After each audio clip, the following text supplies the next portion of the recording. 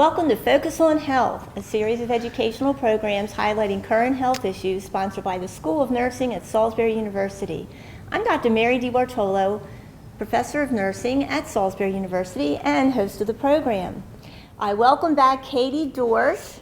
We are here at MAC Incorporated doing our quarterly installment of cooking shows, and you've been a regular since the beginning. That's right. Thank you for having me again. So what are we making today, Katie? So today we're going to talk about making smoothies and how to build a smoothie so that you can make it healthy, you can make it satisfying, and hopefully it can stay with you for a while.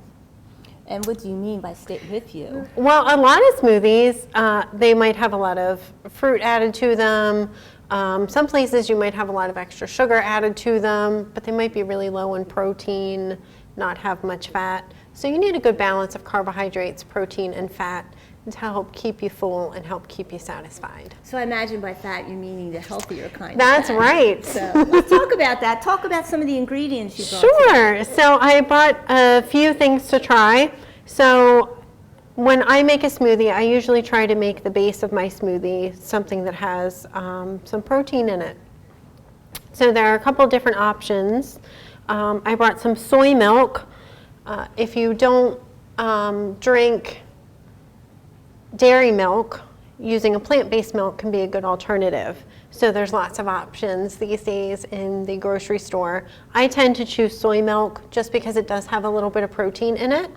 Things like almond milk, coconut milk, oat milk, all of those other milks, they really don't have any protein in them. Now, could you also add some whey powder to get a little protein, or? You could if you wanted to add a whey powder or a plant-based protein powder, you certainly could. One of the other ingredients I bought today is hemp hearts or hemp seeds, which these are actually a really great source of protein. They're just these little seeds that you can see they're about the size of a sesame seed. And you can add those to your smoothie and they blend up really smoothly. They just kind of disappear. And this, I usually add about 2 tablespoons to a smoothie. That gives you about an extra 6 grams of protein or so. I know, I'm surprised to see it has so much protein in it Yeah, and fiber. So that's it's a good right. thing. Yep. A little bit of saturated fat, but Yep, most seeds, you know, if you think about nuts and seeds, they do have some fat in them. But a lot of the fat that you're getting from these things are the healthy fats. So things like flaxseed that you can also add to your smoothie, that gives you a good source of omega-3s, which you hear a lot about, especially from things like fish, salmon, tuna, those kinds of things. But things like walnuts and flaxseed have a lot of omega-3s as well.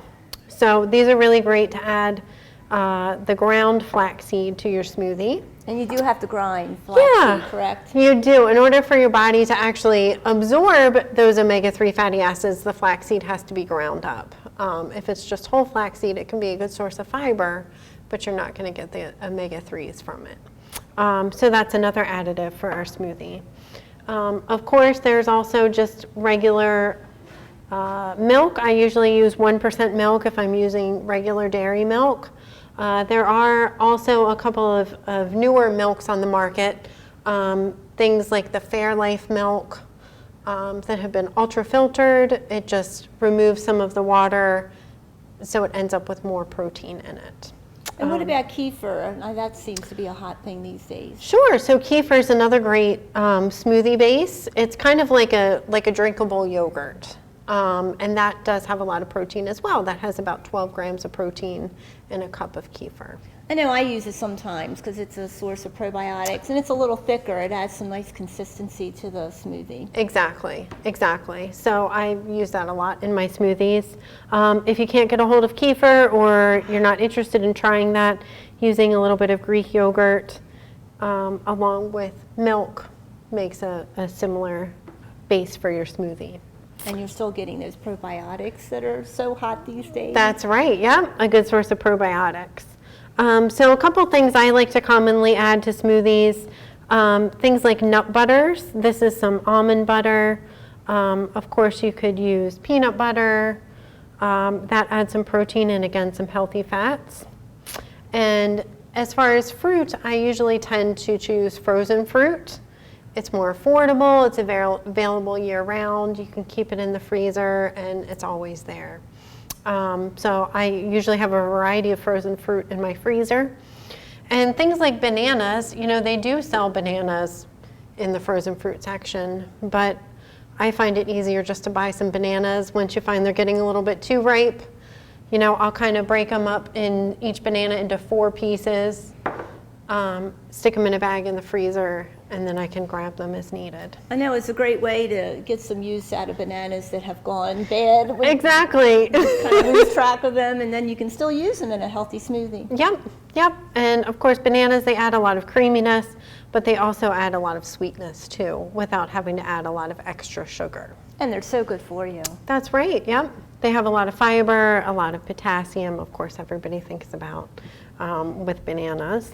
So which super smoothie are we making first? I know you want to make a couple. Sure, so we're going to make 2 smoothies today. I think we'll start with our mango smoothie. It's kind of similar to like a mango lassi, if you've ever had that at an Indian restaurant, which is yogurt and mango blended up together.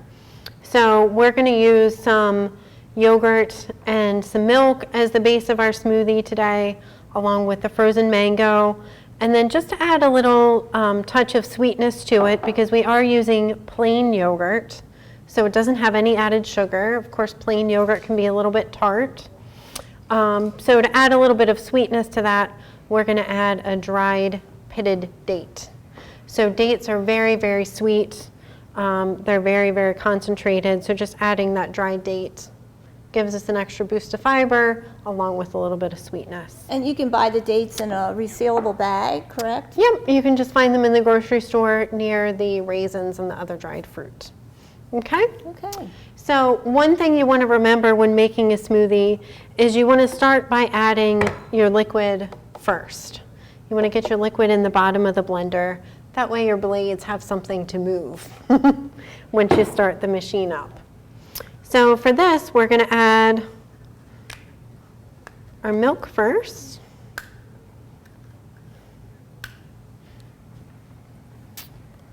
And my blender happens to have some measurements on it, which is helpful. So we're going to add about a cup of milk. And then we're going to add some of our yogurt.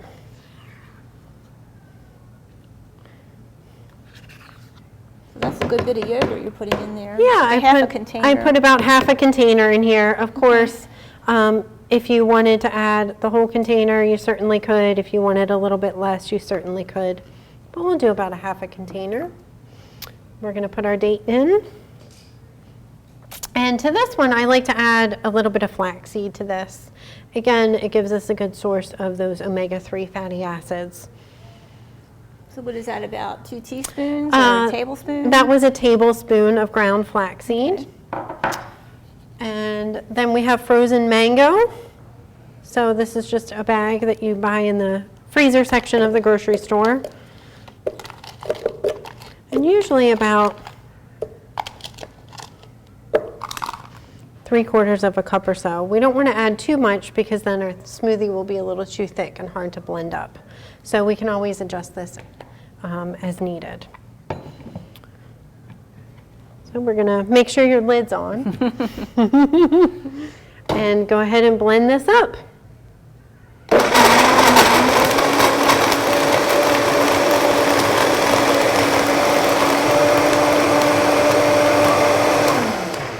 Now that is a very deluxe blender that I find most dietitians like yourself treat themselves to, but people can use regular household blenders, correct? Correct, yes. This is a Vitamix blender, which is a very powerful blender.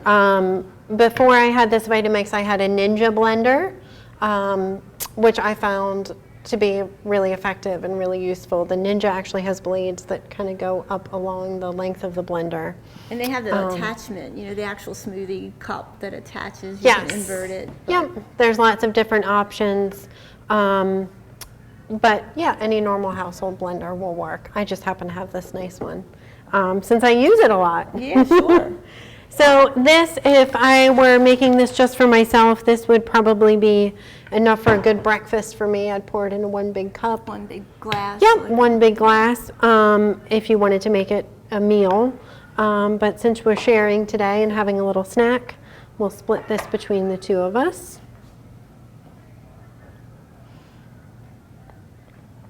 And you can always adjust the thickness if you find that it's too thick or... Just add a little milk to Yep, it, or? exactly. Looks good. Very creamy. Mm-hmm. All right. Okay. Cheers. Mm-hmm.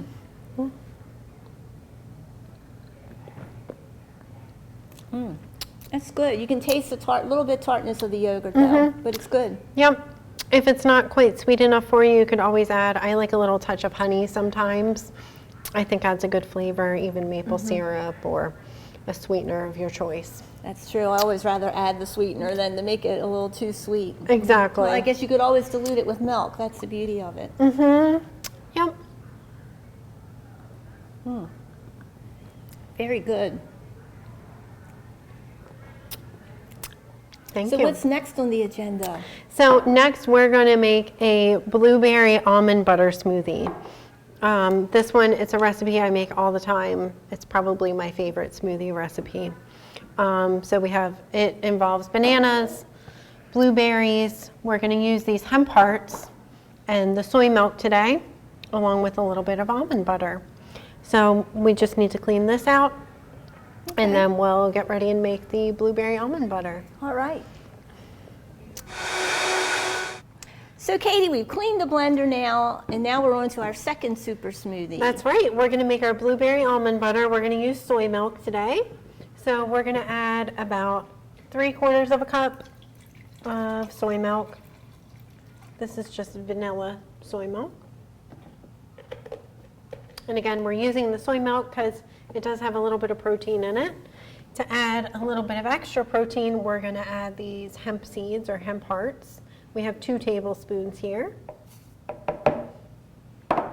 We're also going to add some almond butter, which again has some healthy fats in it as well as a little bit of protein. So this is going to be protein packed, isn't it? That's right. And this is a smoothie that I actually make myself all the time for breakfast. So it keeps me full for about 4 hours. Now I'm going to have to get some hemp hearts. Now these are from Trader Joe's, but you can get these locally, correct? Yes, you can get them at local grocery stores, especially the Acme. I usually, if I go to places like Home Goods, TJ Maxx, Marshalls, if you look in the food section there, Oh, they have them too? they tend to have a lot of these products. Okay. So I'll usually buy them there if I see them as well. So then we're going to add just half a banana. So these are 2 frozen banana pieces. And our blueberries, these are frozen Maine blueberries. If blueberries were in season and you had some fresh blueberries, you could certainly use those. Maybe just add some ice to thicken it up a little bit. Yeah, that's why it's best to have the frozen because it kind of takes the place of the ice. Exactly. So how much blueberry? This was about a cup. Okay. Okay. So that's it. We're going to blend everything up again.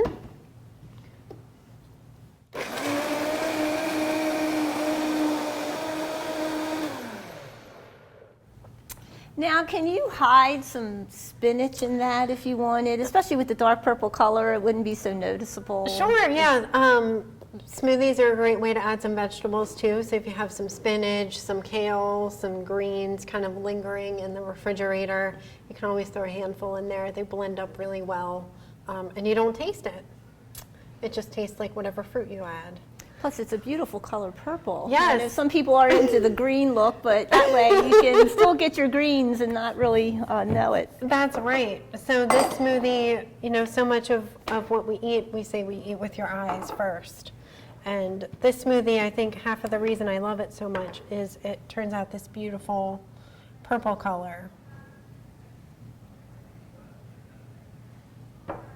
I mean, who wouldn't want to eat that for breakfast? I know, it looks great. And is that just the right thickness for a smoothie? Yep. That's about how thick I prefer it. All right. To good health.